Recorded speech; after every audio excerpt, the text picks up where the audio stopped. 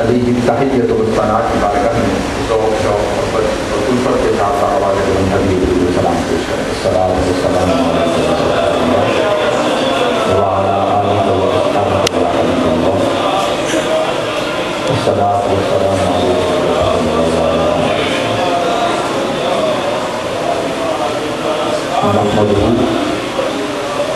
نحمدہ ونصلی ونسلم علی سیدنا و مولانا وملجأنا ومأوانا محمد سید رسولہ النبی الأمی المکی المدنی الہاشمی المطلبی۔ اما بعد فاعوذ باللہ من الشیطان الرجیم بسم اللہ الرحمن الرحیم۔ ربنا اغفر لنا وَلِإِخْوَانِنَا الَّذِينَ سَبَقُونَا بِالْإِيمَانِ۔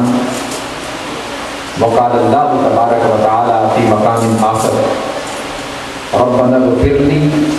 وَلِوَالِدَيَّ وَلِلْمُؤْمِنِينَ يَوْمَ يَقُومُ الْحِسَابُ۔ صدق اللہ مولانا العظیم وبلغنا رسولہ النبی الکریم ونحن علی ذلک من الشاہدین والشاکرین والحمد للہ رب العالمین۔ واجب التعظیم، قابل تکریم معزز عزیزان کرام قدر، انتہائی واجب الاحترام معزز علماء کرام، اللہ رب العزت کی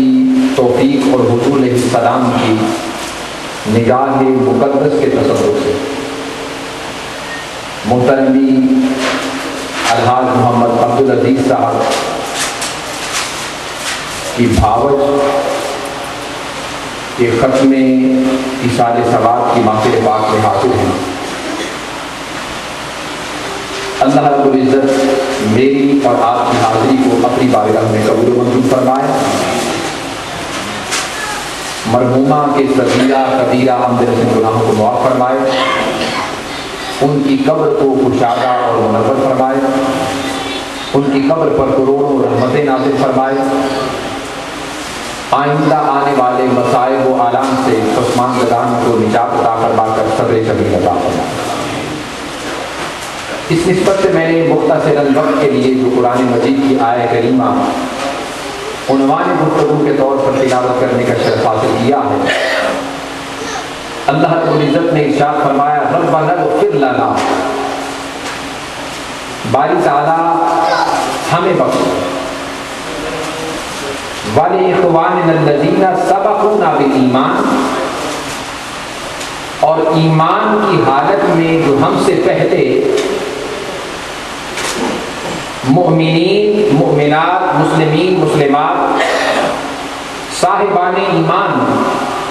حالت ایمان میں ہم سے پہلے دنیا سے رخصت ہو چکے ہیں، انہیں بخشو۔ اور دوسرے مقام پہ فرمایا ربنا اغفر لی، باری تعالیٰ مجھے بخش دے، وَلِوَالِدَيَّ، میرے والدین کو بخش دے، وَلِلْمُؤْمِنِينَ، جملہ مؤمنین کو بخش دے،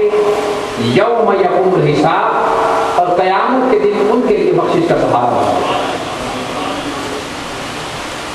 قرآن مجید کی یہ دوسری آیت پاک وہ آیت پاک ہے جس کو ہر مرد مومن اپنی نماز کے اندر تلاوت کرتا ہے،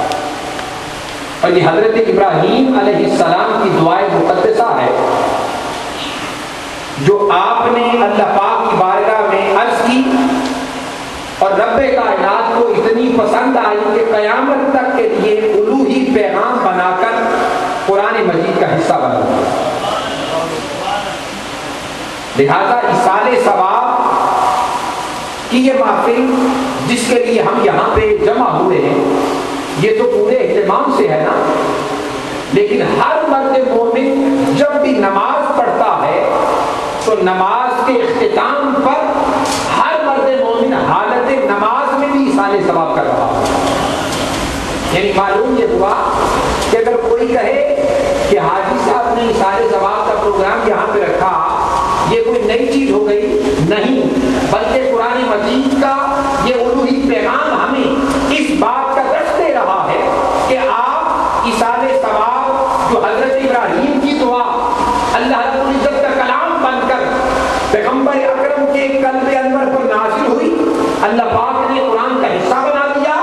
قیامت تک کے لیے اسے حصہ نماز بھی بنا دو۔ اب نہ صرف آپ عام بیٹھ کے ایصال ثواب کرتے ہیں بلکہ حالت نماز میں بھی آپ ایصال ثواب کرتے ہیں اور عرض کرتے ہیں باری تعالیٰ مجھے بخش، میرے والدین کو بخش، جملہ سارے مومنین کو بخش، آج بھی بخشش کا سہارا بنا اور قیامت کے لیے بھی ان کے لیے بخشش کا سہارا۔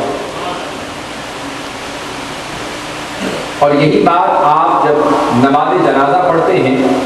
تو نماز جنازہ میں بھی آپ ایصال ثواب کر رہے ہوتے ہیں، اور آپ کیا عرض کرتے ہیں اللہم اغفر لحینا، باری تعالیٰ ہمارے زندوں کو بخش، ومیتنا، ہمارے مردوں کو بخش، اللہم اغفر لحینا ومیتنا وشاہدنا وغائبنا وصغیرنا وکبیرنا وذکرنا وانثانا،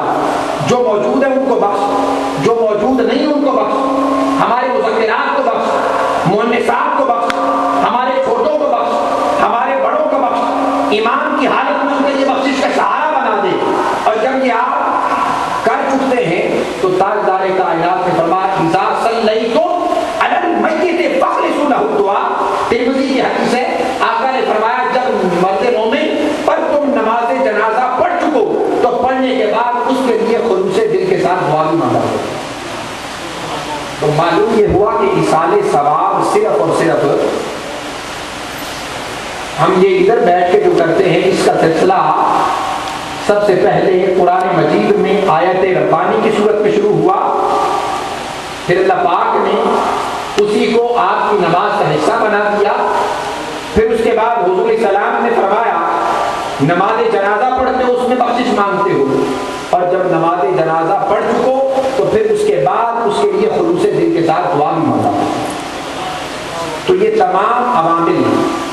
جو ایصال ثواب کی صورت میں اہل سنت والجماعت کل کرتے ہیں، دسواں کرتے ہیں، چہلم کرتے ہیں، بزرگان دین کے آراء سے مقدسہ کیے جاتے ہیں، سالانہ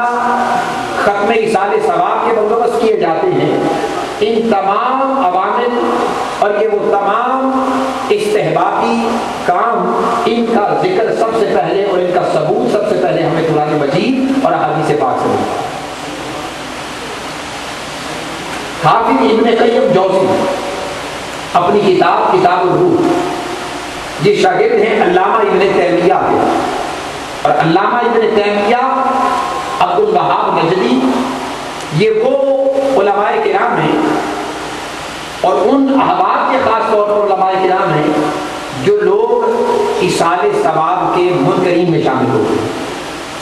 علامہ ابن تیمیہ کے شاگرد حافظ ابن قیم جوزی نے عربی میں کتاب لکھی کتاب الروح، جو کہ ساری کی ساری ان احادیث پر مشتمل ہے جس میں ایصال ثواب کا ذکر ہے، اول سے لے کر آخر تک۔ علامہ ابن تیمیہ کے شاگرد حافظ ابن قیم جوزی